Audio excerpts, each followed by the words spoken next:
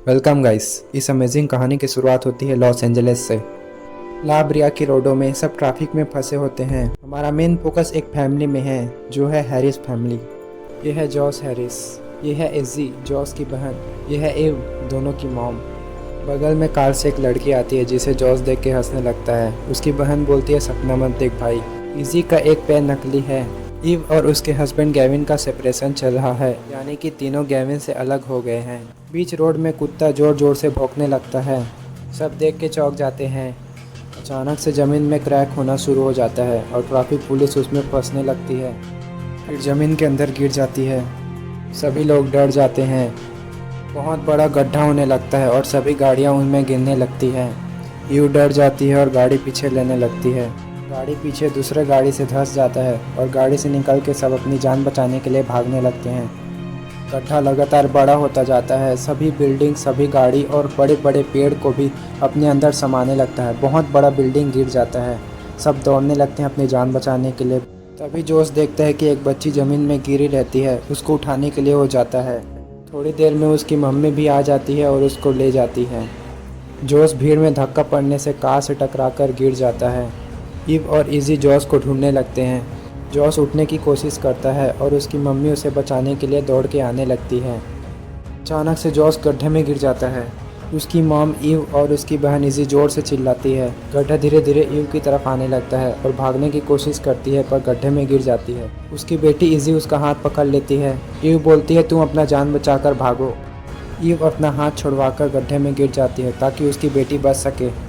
फिर इजी उठकर अपनी जान बचाने के लिए भागने लगती है। फिर थोड़ी देर में गड्ढा फैलने से रुक जाता है।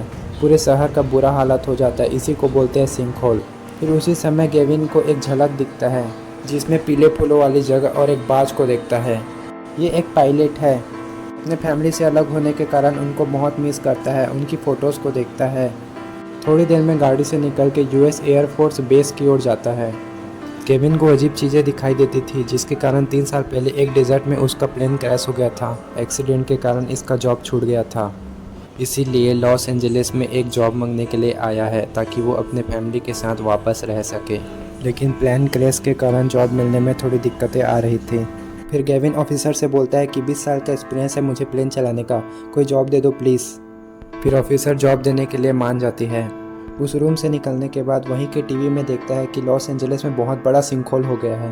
गेविन बहुत ज़्यादा डर जाता है क्योंकि उसके फैमिली लॉस एंजलिस में ही रहते हैं। फिर गेविन अपने बेटी को फ़ोन करके बोलता है कि तुम चिंता मत करो, मैं आ रहा हूँ।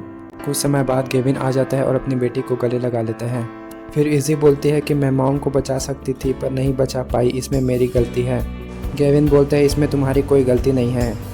फिर अचानक सिंकहोल से बड़े बड़े बाज उड़ के निकलने लगते हैं। सभी सोच के डर जाते हैं कि गड्ढे से बाज कैसे निकल रहे हैं। ऐसे ही बाज के चिल्लाने का झलक गेविन पहले से देख चुका रहता है। इनको कुछ समझ नहीं आता है ये क्या हो रहा है। फिर ईव को दिखाया जाता है जो गड्ढे से गिरकर एक अलग ही दुनिया में आ गई है।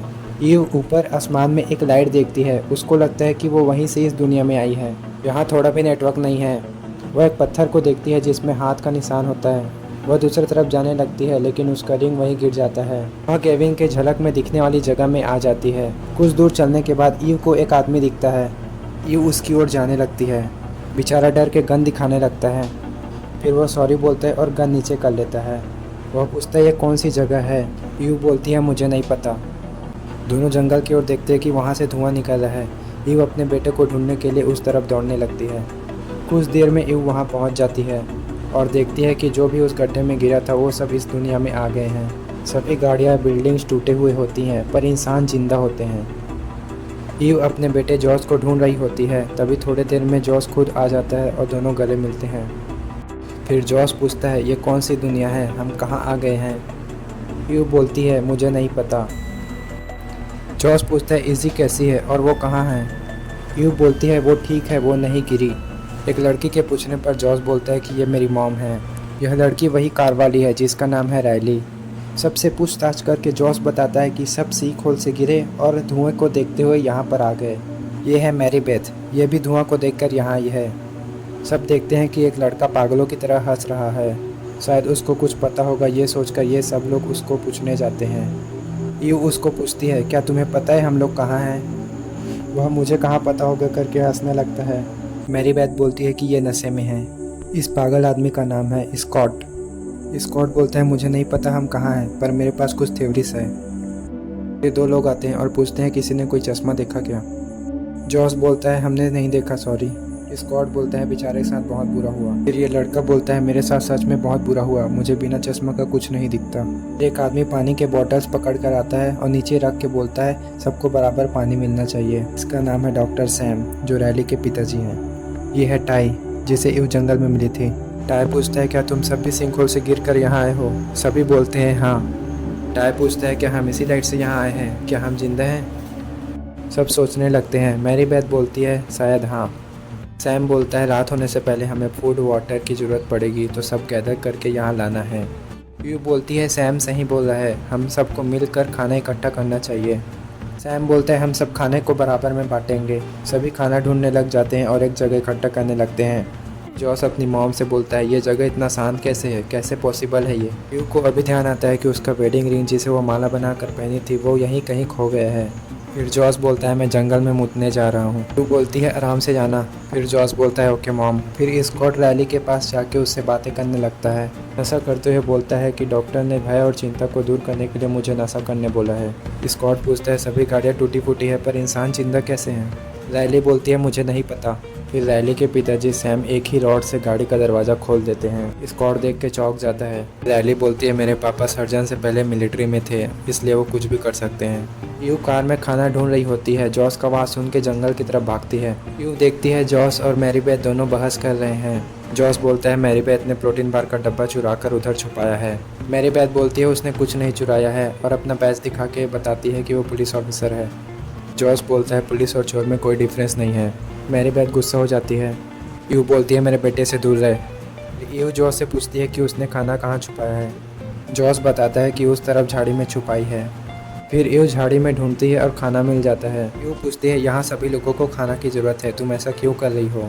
मैरी बेथ बोलती है मैं सिर्फ सर्वाइव करने की कोशिश कर रही हूँ। यू समझाती है सर्वाइव सब कर रहे हैं लेकिन चोरी कोई नहीं कर रहा। मैरी बेथ बोलती है कुछ समय बाद पता चलेगा चोरी हो रहा है या नहीं। यू उसकी बातों को इग्नोर करती है और 2 प्रोटीन बार निकाल कर उसको देने लगती है, पर वो छोटी पूरा डब्बा धर के भाग जाती है। स्कॉट दिन भर फालतू की बातें करता रहता है। फिर अचानक रैली को एक कार में हीरोइन मिलता है। दोनों देख के डर जाते हैं। फिर रैली बोलती है इसके बारे में किसी को कुछ नहीं पता चलना चाहिए और टिक्की बंद करके चले जाते हैं। फिर यू और जॉस एक कार में लाश देखते हैं। वहीं पर अचानक से भेड़िया आने लगते हैं।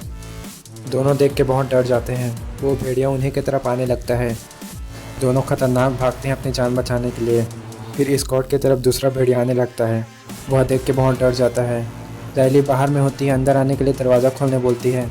स्कॉट बहुत डर जाता है और कुछ नहीं कर पाता। भेड़िया रैली की तरफ आने लगता है। रैली जान बचाने के लिए कार के नीचे छुप जाती है। भेड़िया रैली को पकड़ने की कोशिश करता है। तभी सैम रैली को बचाने के लिए भेड़िया को हॉर्न बजाकर अपनी ओर बुलाता है, लेकिन भेड़िया एक फैमिली की तरफ भागने लगता है। अपने दोनों बच्चों की जान बचाने के लिए वह आदमी पास का लकड़ी उठाकर भेड़िया से लड़ने लगता है। वे दोनों बच्चे कार में बैठ के सुरक्षित हो जाते हैं, लेकिन भेड़िया उस आदमी को मारकर जंगल की तरफ ले जाता है। पहला वाला भेड़िया जो उसको पंजा मारकर गिरा देता है। फिर यू तवा उठा के भेड़िया को मारकर गिराती है। थोड़ी देर में भेड़िया उठकर यू पर हमला करने के लिए कूद जाता है, पर टाई गोली मारकर भेड़िया को गिरा देता है। जॉस को बहुत ज़्यादा चोट आ जाता है। सभी इकट्ठा हो जाते हैं उसको बचाने के लिए और भेड़िया ना आ जाए बोल के जॉस को उठाकर बस में ले जाते हैं और उसको लेटा देते हैं। उसको बचाने के लिए सैम एंटीबायोटिक्स बैंडेज लाने बोलता है। होमलैंड सिक्योरिटी डिपार्टमेंट की chief scientist doctor Sophia Nathan यहाँ भाषण देती है।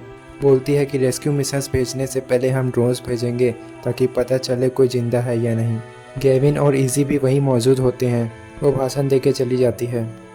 फिर गेविन को अचानक विज़न आता है कि यू एक पत्थर के पास है जिसमें हाथों का निशान है। गेविन अपनी बेटी को बताता है कि मैंने अभी अपने विज़न में तुम्हारी मॉम को देखा और आज सुबह ही मैंने अपने विज़न में उस बर्ड को देखा था। वो बोलता है कि शायद मेरे विज़न सच हैं, कुछ तो गड़बड़ है। फिर डॉक्टर सोफिया नाथन एक आदमी के साथ बेस में जाती है। सभी को बताती है कि ये सीनियर एजेंट एडम मार्कमैन है। ये दोनों महावे इंसिडेंट में साथ में काम किए थे। वो ड्रोन का लाइव फीड दिखाने बोलती है। ये वही सेम लाइट था जिसे दोनों महावे इंसिडेंट में देखे थे। ड्रोन को और अंदर ले जाने पर कनेक्शन लॉस्ट हो जाता है। दोनों सोचने लगते हैं ड्रोन कहाँ चला गया, लाइट के पीछे क्या है। मेरी बेट टाई से पूछती है, तुम इतने टेंशन में क्यों हो, तुमने उनकी जान बचाई। टाई बोलता है, मैंने कभी इससे पहले गन नहीं चलाया, और ये बोल के अकेले जंगल की तरफ चला जाता है। यूँ देखी थी कि सिंकहोल में एम्बुलेंस गिरा था। जॉस को बचाने के लिए दोनों एम्बुलेंस से एंटीबायोटिक्स लाने का प्लान बनाते हैं, और सैम बोलता है रैली है जॉस का ख्याल रखने के लिए। सैम रैली को बोलता है, मुझे पूरा यकीन है तुम उसे अच्छा से संभालोगे, तुम टेंशन मत लो। यू अपने बेटे जॉस को बताती है कि हम तुम्हारे लिए एंटीबायोटिक्स लेने जा रहे हैं, रैली तुम्हारा ख्याल रखेगी। टाई जंगल में आके सुसाइड कर रहा होता है, तभी ईव और सैम उसको रोकते हैं। टाई बोलता है, प्लीज़ तुम लोग यहाँ से चले जाओ। दोनों बोलते हैं, तुम सुसाइड नहीं कर सकते। टाई बोलता है, मैं बहुत पेन में हूँ, मुझे ये करना ही होगा। ईव बोलती है, तुम ये सब छोड़ो और एम्बुलेंस ढूंढने में हमारी मदद करो। टाई एम्बुलेंस देखा रहता है, फिर तीनों साथ में एम्बुलेंस की ओर जाते हैं। गार्ड गेविन को डॉक्टर नाथन के पास नहीं जाने देता। तभी आंटी जेसिका आती है। अचानक गेविन को जंगल और एक ड्रोन का विज़न दिखता है। फिर गेविन डॉक्टर नाथन को बोलता है, नीचे लोग जिंदा है, आपको रेस्क्यू मिशन भेजना चाहिए। फिर डॉक्टर नाथन बोलती है, सिंक होल से गिरकर कोई बच जाए, ये पॉसिबल नहीं है। दोनों जाने लगते हैं। तभी गेविन उनके द्वारा कुछ समय पहले भेजे गए ड्रोन के बारे में सब चीज़ बता देता है और बोलता है कि सभी लोग वहाँ जिंदा है और तुम्हारा ड्रोन भी वहीं गिरा है। फिर वो पूछती है, तुम्हारा नाम क्या है? वो बोलता है, गेविन हैरिस। वो दोनों ड्रोन के बारे में सुनकर चौंक जाते हैं और गेविन पर नज़र रखने का सोचते हैं। तीनों घर आ जाते हैं। गेविन विजन में दिखे हैंड प्रिंट वाले बोल्डर के पास फ़ोटो लिया होता है, उसी को ढूंढने लगता है। जेसिका समझाती है कि तुम्हें जो दिखता है वो रियल नहीं है, पर वो नहीं मानता। इजी बोलती है, वो सही बोल रही है डैड। गेविन बोलता है, मैं बस हेल्प करना चाहता हूँ। इजी बोलती है, वो मर चुके हैं। फिर इजी और जेसिका वहाँ से चले जाते हैं। गेविन को बोल्डर का इमेज मिल जाता है जहाँ वो यू को देखते हैं। वह उस बोल्डर को ढूंढने निकल जाता है। तीनों एम्बुलेंस ढूंढने निकल गए हैं। टाई यू को बताता है कि मेरी वाइफ मेरे से अलग हो गई है। यू बोलती है, मेरे काम में लेट हो जाने के कारण मेरे पड़ोसी इजी को स्कूल से लाने गया था और कार एक्सीडेंट में इजी अपना पैर खो देती है मेरे कारण। फिर तीनों तार पीट के एक हाथी का मूर्ति देखते हैं। टाई बोलता है, एम्बुलेंस इसी तरफ है, चलो। रात हो जाता है। जॉस को ठंड से बचाने के लिए रैली जैकेट से कवर करके गले लगा लेती है और दूसरी तरफ गेविन बोल्डर के पास पहुंच जाता है और उस बोल्डर के पास गड्ढा करके कुछ ढूंढने लगता है। गेविन को ट्रैक करके इजी और जेसिका आ जाते हैं। दोनों गेविन से पूछते हैं, क्या कर रहे हो तुम? वो बोलता है, मेरे विजन सच है, उसका प्रूफ यही मिलेगा। दोनों बोलते हैं, यहाँ कुछ नहीं मिलेगा, हमारे साथ घर चलो। गेविन को गड्ढे में कुछ चमकता हुआ दिखता है। इजी और जेसिका रुक जाते हैं। गेविन को उसका वेडिंग रिंग मिलता है जो कि यू पहनी थी। फिर गेविन इजी को पूछता है, क्या मॉम अपनी रिंग को साथ में ले गई थी? इजी बोलती है, हाँ। फिर गेविन उसको रिंग दिखाता है। दोनों देख के डर जाते हैं और पूछते हैं, ये कैसे पॉसिबल है? गेविन बोलता है, मुझे नहीं पता, पर तुम्हारी मॉम और जॉस जिंदा हैं और मैं उन्हें ढूंढने जा रहा हूँ। जॉस को ठंड से बचाने के लिए स्कॉट एक कपड़ा लेकर आता है। रैली उसे कवर कर देती है। कार का दरवाज़ा नहीं खोलने के कारण रैली स्कॉट से गुस्सा थी। स्कॉट सॉरी बोलता है और रैली से बोलता है, तुम मेरी म्यूज़िक सुनो और रेस्ट करो और जॉस का ख्याल मैं रखूँगा। फिर रैली म्यूज़िक सुनकर रेस्ट करती है। थोड़ी देर बाद मैरीबेथ को एक गाड़ी में फ्लेयर गन मिलता है। वो आसमान में फ्लेयर गन चलाकर हेल्प मांगती है।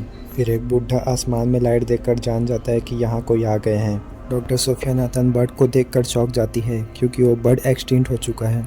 फिर दूसरी तरफ तीनों एम्बुलेंस के पास आ जाते हैं और डॉक्टर सैम को एंटीबायोटिक्स मिल जाता है। टाई बोलता है, तुम्हारा बेटा अब ठीक हो जाएगा। ईव गाड़ी और पहाड़ को देखकर बहुत चौंक जाती है। टाई और सैम पूछते हैं, क्या हुआ?